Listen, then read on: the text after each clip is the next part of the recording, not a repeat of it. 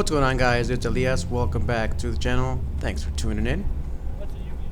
If you've been following along, you know that a lot has come to this point right here. You can see we are at Summit Point Raceway at Grid Life Track Battle 2, and we're ready to go, guys. There's a list of modifications. I'll go over the short list right now. So I got Federal 595 RSRR tires. I have Duralast GT brake pads, stock brakes, stop rotors. I have ATE Type 200 brake fluid. I have K-Tuner Stage 1 Plus tune. I have the, as you can see, tuner view on the bottom right hand side. That's the tuner view that we're using through K-Tuner. We of course have the Acuity pedal spacer and a different shift knob that I use in order to allow me to shift a little bit better than the stock shift knob. I've also done the very useful negative camber mod. You take off the camber bolts and get a little bit of extra camber from your car. It gets better turn-in. It's very good. So you're going to see me here in the beginning. We're going to get started here in just a second, and I'll explain to you what I'm doing.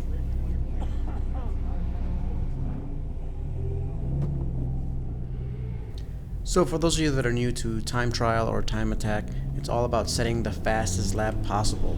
You get a whole bunch of sessions, a couple days usually, to set the fastest lap, and that lap is what determines what place you end up in your class. So there's a number of different classes. There's street modified, street, limited, unlimited, etc. I was in the street class, so that means there's very minimal modifications. And you could have a wing, you could have a couple of different things. You got to read the rule book to be exact, but I was racing in the street class, and I was trying to get the fastest front wheel drive lap time out there, and I was trying to make my fellow Type R owners proud. So this is the warm-up lap. We're trying to get everything up to temperature. This is my first time at this track. This is called the Carousel Turn right here that you see here. Main focus right now is to learn all the turns and twists and bumps of this track. Definitely a very technical track for sure. Quick turn here, and then it's off to the ski jump, as you can see in a second here. But it's my first time around the track, so I'm taking it quite easy, warming up the tires and all that good stuff. As you can see, that Evo in front of me is very quick. It's very highly modified. It's got quite a tune and a very fast driver as well. Most people that are driving here are advanced drivers. You have to be approved to compete at Grid Life. Now, what you see here is the carousel. So the carousel is an awesome feature of the track, but I wasn't quite comfortable yet, so I just wanted to see how their cars would react in the carousel. So then I'll see if I take it the next few laps. And there's very closed U-turn, little left-hander here, left-hander a little bit later, and then it's the back straight. If you guys have been following along, you know that this is where the car crashed. It's a very bumpy track. It's extremely bumpy. The car bounces around a lot. I'm starting to give it some speed here. Now, usually with time trials, you get classed with the people that are about the same speed as you, so you don't have that much trouble with traffic. As you can see here, we're having a bit of trouble with traffic. Not that I mind. I'm still learning the track. So, question of the day, guys. What do you guys think of these videos and these track days and time trials? Would you ever consider doing one? Do you like watching me doing them? Let me know in the comments. Put a comment down below. Now at this point, I'm pretty happy with the car. The tires are warmed up sufficiently enough where I'm getting pretty good grip. And I want to start attacking the curves to try to learn them. So that's the main thing you got to do when you first, when you're at a new track here. This carousel is my favorite part of the track, by the way, and I'm just trying to learn the track as best as I can.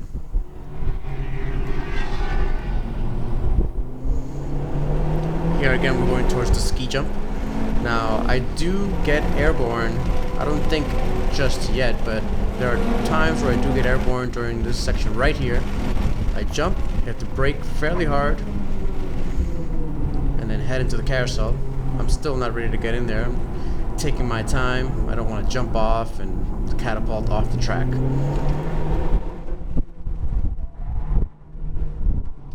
Again, as you can see, it's an old track. It's very bumpy. Saw a lot of understeer there. And I'm not comfortable with this curve at all. It's very bumpy there.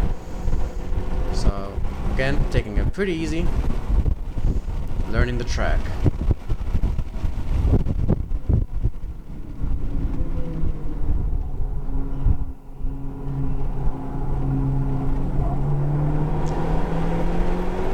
This is also a favorite of mine. Very off-camber right-hand turn. I could take it much faster than that. It's quite slow.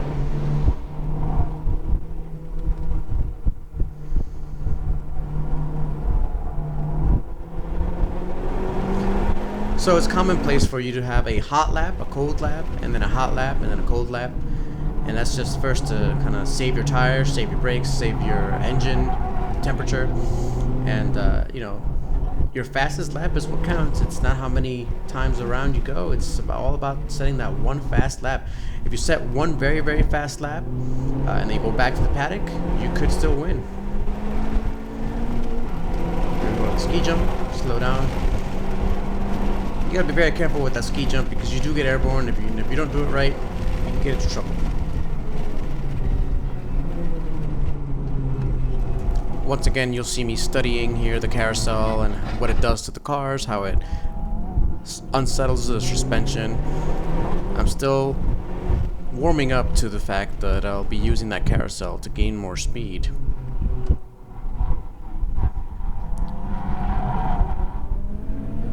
So I passed that BRZ or FRS. I'm about to pass this S2000, but I've got some very fast people right behind me.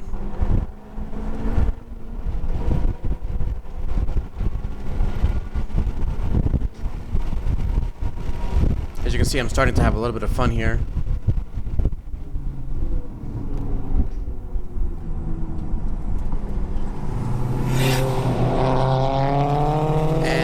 There went by the street winner overall for the weekend. The WRX I passed by before, highly modified, highly tuned, very well driven. Just wanted to point that out. Now we can see the real limitations of the Type R. So in the corners, mid-corner, I can hang with some fast machinery. At that corner exit, I really struggle to put that power down, and in straightaways as well, I don't have enough power. There's the carousel again. I'm hanging in there. He has Hoosier's, really good tires. But I hang in there mid-corner. As we exit the corner, he rockets out. He's got way better traction in the rear. I just don't have that. Now again, I wanted to iterate that I wasn't pushing the car yet. I'm still learning the track. But I wanted to see how fast I can get up here. And I got a little bit airborne there, not too bad. I've done worse, as you'll see in future videos. What do you guys think of the car so far? Let me know in the comments what you think, how the car is looking out there, how I'm looking out there as a driver. I know I've got a long way to go in terms of training and getting out there and learning how to do faster laps.